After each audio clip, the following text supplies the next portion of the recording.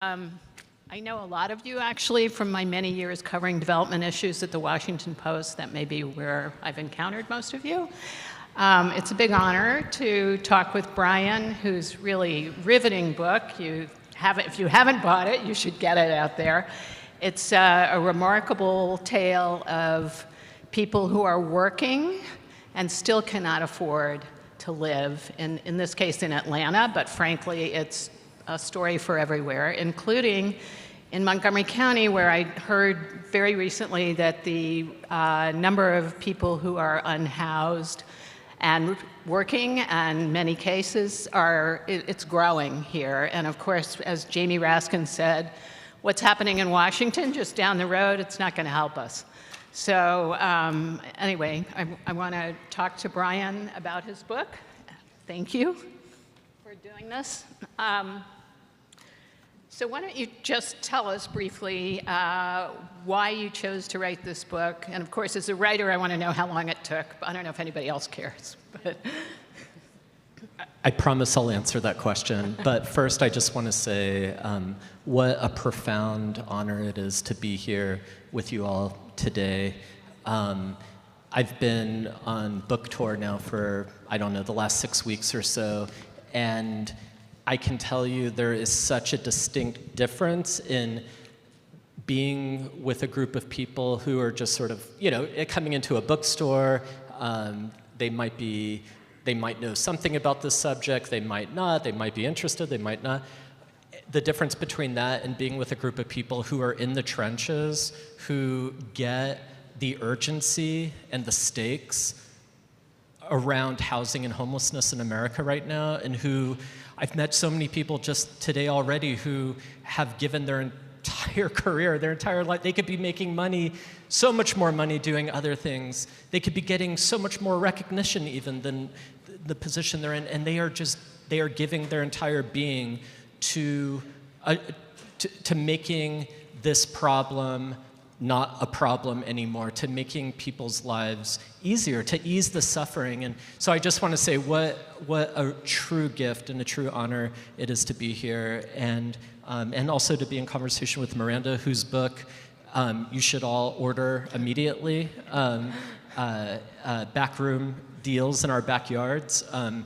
Like my own book, I wish her book wasn't so timely and relevant. And urgent, but unfortunately it is. And so, okay, you asked a question. I did. How did I come to this? So I actually came to this topic through my wife. My wife and I had moved to Atlanta with our children in 2016. My wife is a nurse practitioner, and in around 2018, she was working at a community health center in Atlanta called Mercy Care. And she began to notice a trend. Patients that she was seeing were coming in. They were telling her that they were working at Amazon packing boxes. They were working at Walmart. They were working at McDonald's. They were driving for DoorDash or Uber and Lyft. They were caregivers, home health aides, daycare workers. And when they finished their shifts, they weren't going to an apartment. They were going to a shelter, if shelter beds were available, and often they weren't.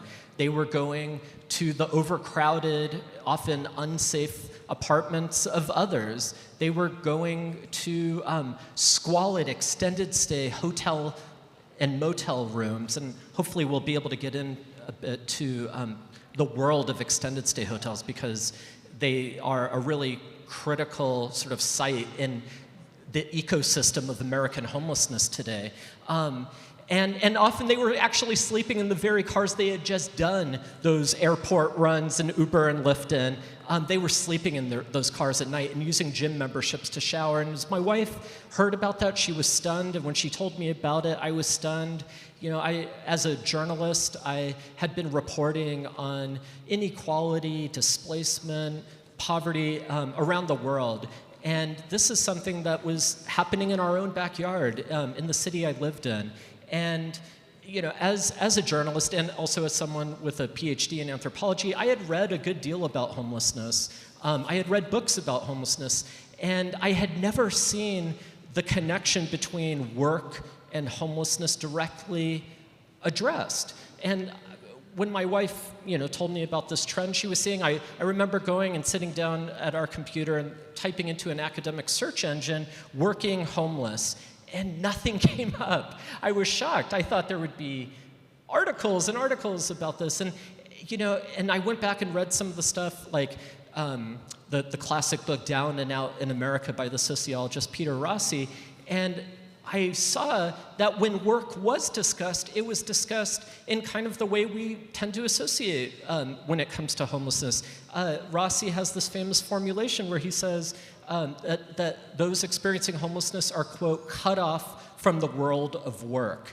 And so the combination of sort of how stunning it was to see how many people in our city were not just working one job, but often 2 jobs, 3 jobs. They were working and working and working some more. And it wasn't enough to secure this most basic human necessity. The combination of that realization along with sort of the dearth of discussion within the literature and reporting on homelessness of the relationship between work and homelessness, that's what propelled me to, first, I reported an article for the New Republic magazine following one family in Atlanta.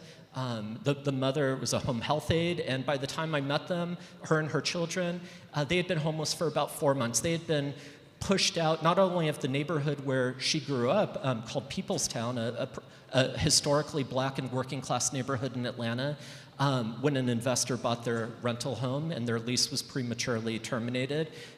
But as their next rental home was condemned, and then by the time I met them, they had been homeless for about 4 months. And I continued to follow her journey, and I realized even at the end of reporting that story over several months that I had only scratched the surface of this phenomenon, and I just wondered, is this unique to Atlanta? Is there something in the water here? Like, what's going on? And after that was done, I reported on housing precarity and homelessness in Northern California. I kept reporting on it around the country, and finally that led to this book where I followed 5 families in Atlanta over several years, and I'm sure we'll talk more about what it unfolds in the book. Yeah, I'd like very much for you to talk about the families, but before we get to that, can you describe the 3, 4, or 5 policy issues that seem to keep people, both working and people who are unable to work, homeless? I mean, Section 8 vouchers, but then you have somebody in the book who has a voucher and nobody will take it, and nobody is enforcing that. It's sort of like this pipe dream that, we'll give you these vouchers and you'll find a place to live. Stuff like that. Sure. I mean, that could take up not only the rest of our discussion, but the rest of the month. Just answering the question of what are the forces that have produced this catastrophe. I think it's important to note that there are all sorts of risk factors that can make someone more likely to become homeless. Being a victim of domestic violence, being black, being a minority in other parts of the country. I was just in Minnesota a couple of days ago speaking there. Race is all over homelessness in America. In Minnesota, it's indigenous people. In Northern California, where I reported, in Salinas, California, it was largely immigrant communities. So race can make you more likely to experience homelessness. The kind of job you have can make you more likely to experience homelessness. Mental illness, addiction, all of these things can be risk factors in making you more likely to experience homelessness. But I want to be crystal clear. The reason people become homeless is because they do not have access to housing they can afford. Like, that is the homelessness crisis, period. Poor and working class people specifically do not have access to housing they can afford.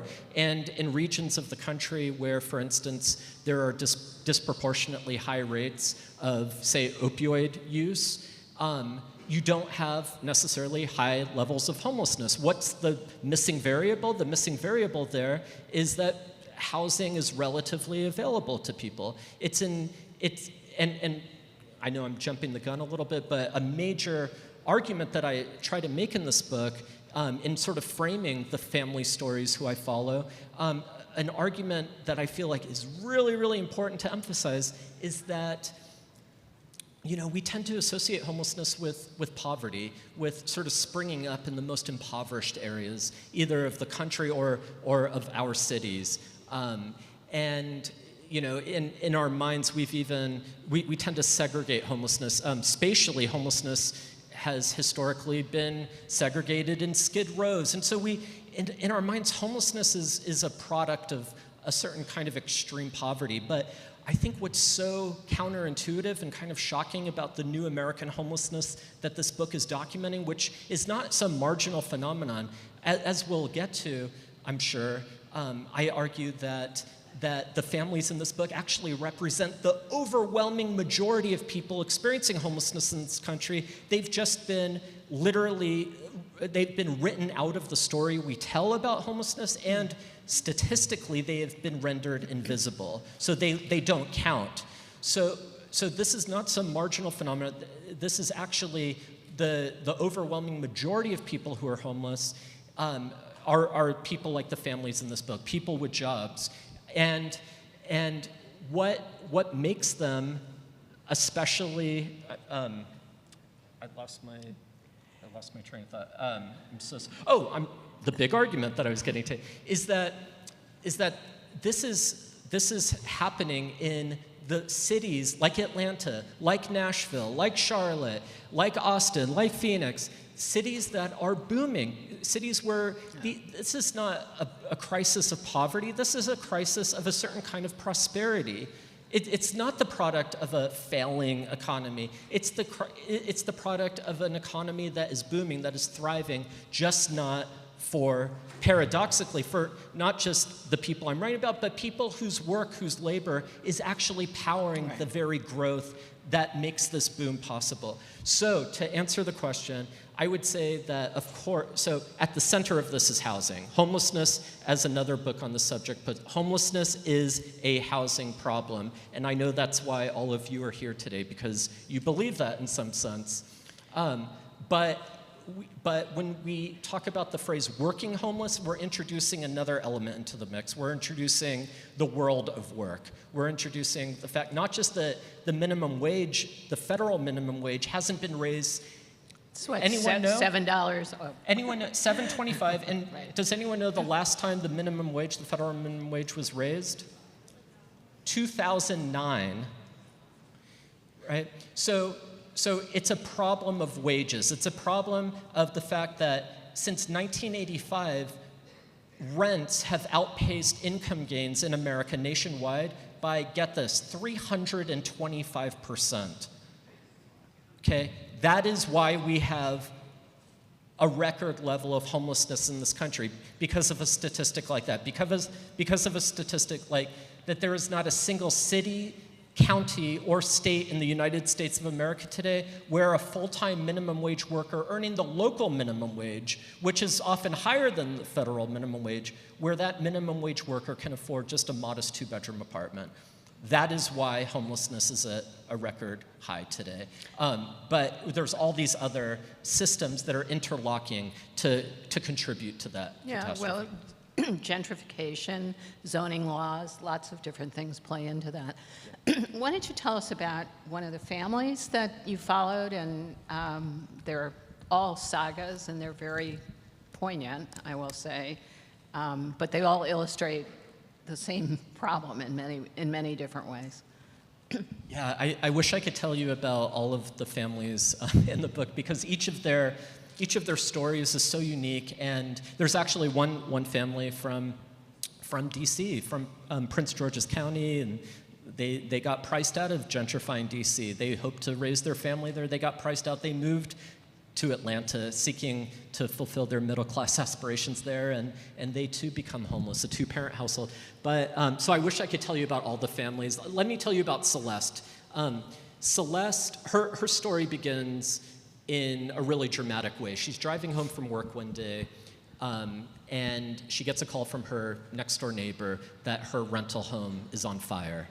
And Celeste has just left her warehouse job. She just picked up the kids from school. And by the time she makes it back to her rental home, the street's been blocked off and the house has been destroyed by this fire. And the only possessions that she and her kids have at this point are the few loads of dirty laundry that she threw in the back of her Dodge Durango that morning, intending to go to the laundromat after work, and the few things that are in the kids' backpacks, their school backpacks. They lose everything else. And later that week, it was revealed that her abusive ex, who she had just taken a restraining order out on, started the fire. He was arrested for arson. And so the Red Cross gives the family a few nights at the Howard Johnson near the airport. And Celeste, in the midst of this trauma for her and her kids, she's actually kind of optimistic that she'll be able to get into another home relatively quickly. So she begins driving around the city and going onto Zillow and apartments.com, but very quickly that optimism evaporates because she realizes that the ground has kind of shifted under her feet in this time that she's been renting this home. Atlanta, over the last several years, as many of you may know, has undergone a much celebrated renaissance, a transformation of its urban space. And with the Atlanta Beltline, a 22-mile mixed-use trail that circles the city, kind of standing as the ultimate signifier of this new Atlanta. And everything the Beltline touches, it's like a magic wand has been waved, or as one family in the book put it, an evil wizard has cast a curse, and property values are skyrocketing, and poor people are being pushed out. That's what happens wherever the Beltline touches. And so that's the larger context. The larger context is that in just a 5-year period, Metro Atlanta lost over 200,000 affordable housing units that were not replaced. The larger context is that rents in Atlanta over that same period went up an astonishing 76%. So that is the reality that Celeste is confronting as she begins this housing search anew. And what she thought would be a quick housing search turns into a protracted, anxiety-ridden housing search.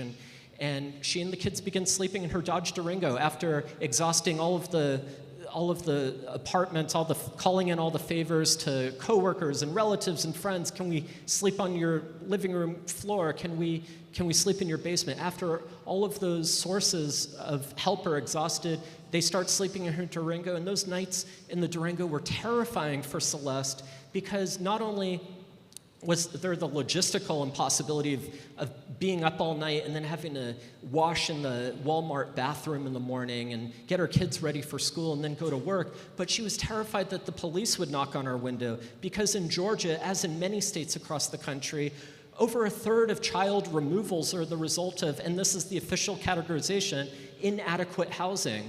And Celeste was aware of that reality, that you can have your children taken away from you if a police officer sees you sleeping in your vehicle with your kids, and they call CPS. So Celeste is terrified. She's desperate to find somewhere to live, and finally, she finds an apartment that is affordable, well, relatively affordable. It'll still eat up about 70% of her monthly income, but it's better than some of the other places she's been looking at. And she prays with the leasing agent. The leasing agent is sympathetic, so you're gonna be home soon. She applies, and a few days later, the leasing agent calls her back, and now he's not friendly anymore, and he says, "Why didn't you tell me about the recent eviction on your record?" And she says, "What are you talking about? There is no eviction." And just have to rewind a little bit to explain this. She finds out that when her house burned down, so she called her landlord when her house burned down. Her landlord was not a mom and pop landlord. It was a private equity firm called the Prager Group. And they own tens of thousands of rental properties across the South. And she calls the Prager Group, this representative, she says, "I want to get into another rental, in your system, in your portfolio." And they say, "In order to prematurely terminate your lease, you will need to pay not only the current month's rent, because the fire had happened at the beginning of the month, she hadn't yet paid her rent, but an additional month's rent as well. And you will lose your security deposit." And so Celeste hung up in disgust and came to find out that they filed an eviction against her. And in Georgia, tenant protections, tenant rights are such that you don't have to be notified of an eviction in person. the sheriff can carry out what's called attack and mail eviction. So she ended up driving to her rental home on Westover Drive, which still hadn't been repaired, and in the mailbox she found the eviction notice from months earlier, and it said on the form, this is what the sheriff wrote, served to fire destroyed property. And she went to the courthouse and she found out that in her absence, the judge had handed down a default judgment, and this 3-digit number, her credit score, this 3-digit number that has come to define and determine for millions of low-income Americans whether they will have access to something as fundamental as a place to live. Her credit score was tanked, and at that point she realized that her hope of getting into an apartment had vanished. It was gone, and she did what scores of other families and individuals in her position have done, and she went to an extended stay hotel. And I just want to, I know I've gone on for a while, but I just want to, even if everyone at this point gets up to leave and you have to go somewhere, I want to emphasize that while her story began in this really dramatic and singular way, it was not a house fire that led Celeste to become homeless. It was not being a victim of domestic violence that led Celeste to become homeless. What led Celeste to become homeless with her children was a housing system that has allowed profit to rule over all else, that has allowed investors to come in and buy up rental properties en masse, and then push people out when it is convenient for them to do so. That is what caused Celeste and her children to become homeless. The rents, the lack of tenant rights, not the house fire. So that was actually going to be my next question, which is who's profiting off of all of this? One of the most stunning things I think I encountered in the course of reporting this book over close to 6 years was how at every turn in these families' journeys, there are entire business models designed to capitalize on their precarity, to squeeze profit from their predicaments, right? That was stunning to me. Just, from really kind of like small-time operations like Maurice and Natalia, the family from DC who I mentioned, when they become homeless, well, before they become homeless, they end up going with this co-signing service, a lease co-signing service where you pay an exorbitant fee because your credit score is low. You pay this company, Liberty Rent, to basically co-sign for you. They ended up getting evicted nonetheless. That was because of, in part, the amount of money that they spent paying this co-signing company to get into the apartment. So, everything from that to the fact of, groups like the Prager Group, who are not only, I think many of us are now familiar with the fact that private equity and Wall Street and institutional actors are buying up growing swaths of America's rental housing, both single-family and multifamily housing. I think many of us are familiar with that. What was shocking to me was the fact that private equity isn't only cornering the market or trying to corner the market on the housing that people, the housing people have, and making that more insecure through automated eviction systems. Like Maurice and Natalia, they fall prey to an automated eviction system at their private equity-owned multifamily building where if you're just 2 days late on your rent, an eviction is automatically filed. There's no human to interact with. You call the leasing office, you get a voicemail, an eviction notice shows up, and it's basically become a rent collection tool. They're not even necessarily interested in evicting, but if you do end up getting evicted, there's another 3 or 4 families desperate to take this renter's place. So they're not worried about pushing people out. So there's not just that reality. What was stunning to me was that they're also cornering the market on the very places where Maurice and Natalia and Celeste and Kara and all these other people in the book are going once they lose their housing. So Maurice and Natalia, that family from DC, when they become homeless, they go to Extended Stay America. And during the pandemic, as some of you might be aware, most normal hotels, like the one we're at right now, were at about 0% occupancy early in the pandemic. Extended stay hotels, especially at the budget end of the spectrum, and budget here is a euphemism for essentially slum conditions, slum conditions at extremely high prices. That's what budget end of the spectrum is a euphemism for. So budget hotels, budget extended stays were at 80, 90% occupancy early in the pandemic. And Wall Street took notice of that. They took notice of the fact that amid an unprecedented housing crisis, there is money to be made once people lose their housing. And so Blackstone and Starwood Capital, two private equity giants, they bought Extended Stay America during the pandemic for $6 billion. And Maurice and Natalia, meanwhile, at precisely that moment, in the span of 8 months after becoming homeless and having to move into this squalid, studio-sized hotel room that I spent countless hours in, where Maurice and Natalia and their 3 kids, Natalia was doing a call center, a virtual call center for State Farm during the pandemic. So she's doing her call center work while the kids she's trying to shush them in the background, and there's water dripping from the ceiling and cockroaches running across the floor.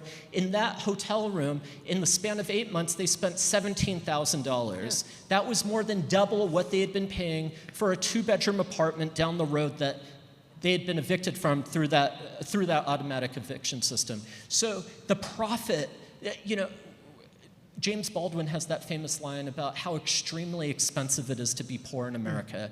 What my book shows through following these families' journeys is how extremely lucrative all this insecurity has become for some. And I think we have to grapple with that fact when we're talking about truly meaningfully addressing this mounting crisis. So you have an interesting mixture of people in this room. Many of them work in affordable housing. A lot of them are developers.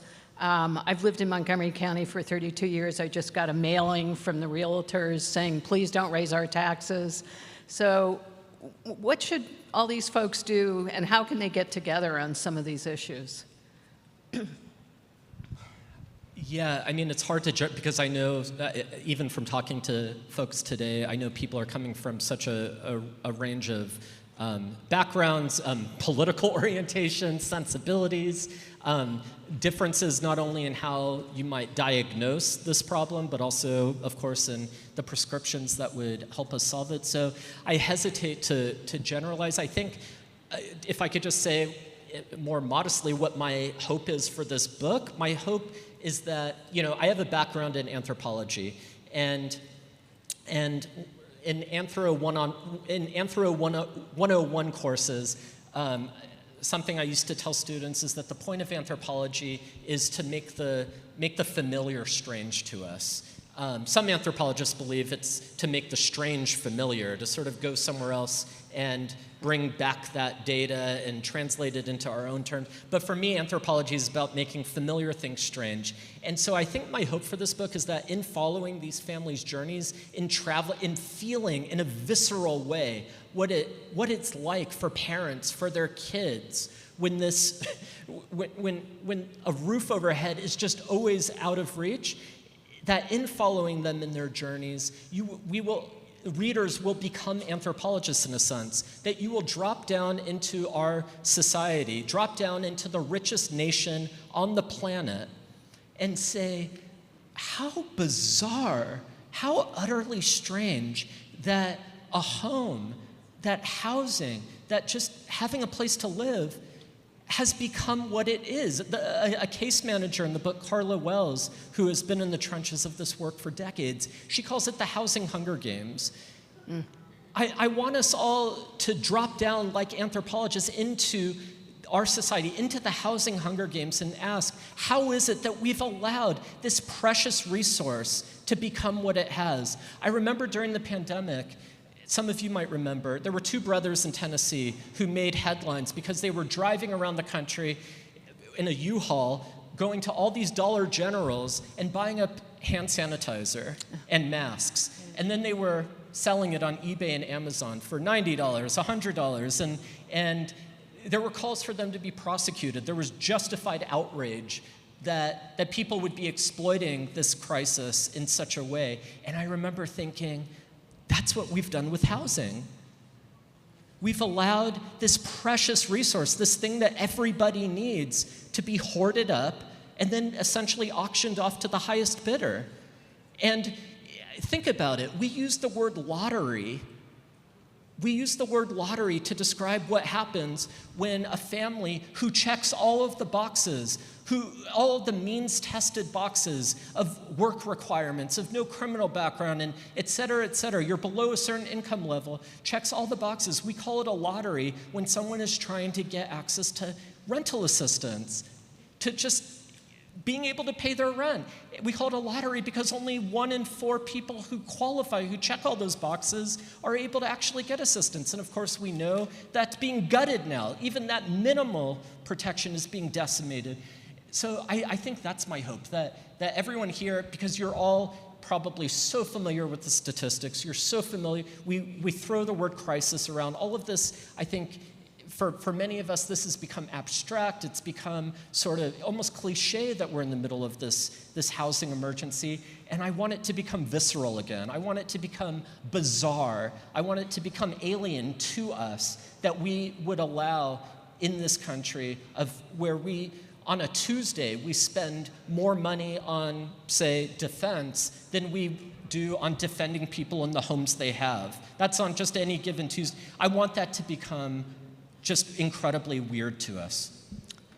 Brian, thank you very much. I think Brian would be very willing to take some questions from the audience. I'm actually going to slip out because, as he mentioned, I have a book launch myself. I'm going to be at Politics and Prose tomorrow in DC if any of you are interested. But anyway, thanks for a great talk, and I think Brian can handle it from here. Yes, thank you. Thanks.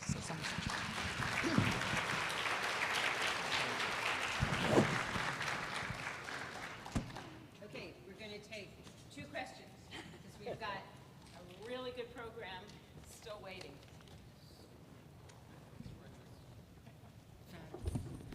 I also want to point out that Diana Eisenstadt from Chris Van Hollen's office is here. Chris couldn't be with us today, so she's here. And any number of staff from other offices. Forgive me if I don't say your names, but I know you're here, and we know that you're with us, and we know that our entire congressional delegation is with us. So, who's got a question for Brian? One.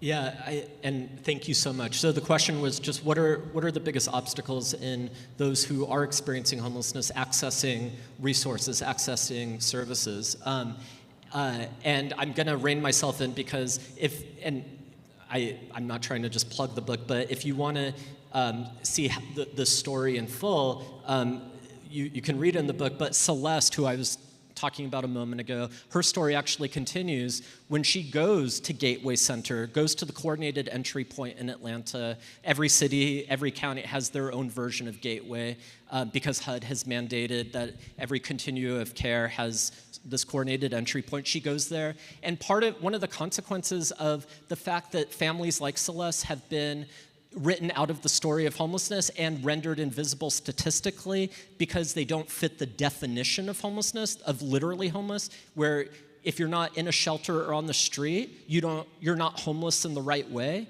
So one of the consequences of that isn't just that our understanding of homelessness has been dramatically distorted by that definition, where we only associate homelessness with what we see conspicuously on our sidewalks or in encampments. That is only the tip of the iceberg where homelessness in America is concerned. It's the most extreme and visible tip of the iceberg, but there's an entire iceberg under the water, and in a sense that's what my book is about, is everything under the water surface. But the consequence isn't just that our understanding has been distorted and that the numbers have been reduced. I point out in the book that the actual number of people experiencing homelessness in this country, and this is a conservative estimate by cobbling together different data sources, is roughly 6 times that of the official number, which is the highest level on record. So it's not just that the numbers are reduced. It's not just that our conception and understanding has been distorted. It's also that families who are in desperate need of this assistance are locked out of it because of they don't meet this definition. And when Celeste goes to Gateway to get help, I won't tell you the whole story, but it's heartbreaking because she's basically, she gets diagnosed with ovarian and breast cancer later in the story, and she's told that she's not vulnerable enough to qualify for assistance. And she says, what about my cancer? And it feels gross to her to have to use her cancer in this sort of way, to wield it and to plead for help on the basis of this diagnosis. And the caseworker says, "Madam, I'm so sorry, you just don't, you don't meet these other risk criteria like drug use and incarceration and mental illness." And she says, well, Celeste says, but you said I have to be in a shelter to count as homeless? And the woman says, yeah. And Celeste says, well, I tried getting into a shelter. There were none. And the woman says, actually, there's a shelter in Atlanta that you could get into. And Celeste says, fine, we'll go to the shelter. And the caseworker says, well, actually, ma'am, I'm so sorry. You said your son just turned 15. Family shelters don't allow boys over the age of 13. So you would have to split up the family if you want to go to a shelter. So Celeste says, let me get this straight. In order to count as homeless, I have to go to a shelter. That's right. And in order to go to a shelter, I have to split my family up. Unfortunately, that's right. And she leaves the building, and the line circling the block around Gateway Center is as long as it was at 4:30 that morning when she showed up. That is what it looks like to try to access homeless services for an entire world of homelessness